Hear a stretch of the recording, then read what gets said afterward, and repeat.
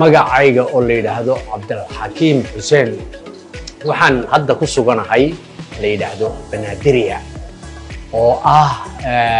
meelaha ugu koofiga macaan magaalada haddaydan aqoon waxay ku taallaa Hodan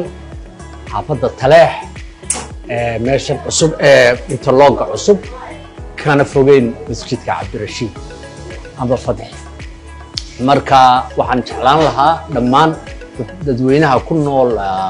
magaalada Muqdisho ama Xamar kolba sidaad u taqaanaan in aad koofigan ka warhaysaan koofigan oo koofi cajiiba aniga hadda la isoo sameynaya waa kaygii labaad baan maleynaya saaka la'aantiina ma soconaysid addicted-na waad ku noqon doontaan waana arrin fiican inaad ku noqotaan waayo isaga naftigiisa ayaa halkan lagu sameeyaa isla meeshan aan joogo goobtana lagu sameeyaa makhaayadihiina iyo hoteeladiina xitaa dibadda waddanka dhan waan gaarsiinaynaa horta meeshan waxa kale oo ay samaysaa waa soo dhaweyn fiican tahay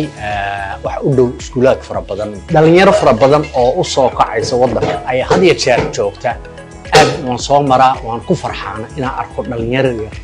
yar oo maanta boqolkiiba 70 jiilka qabsan doona waddankan ay yihiin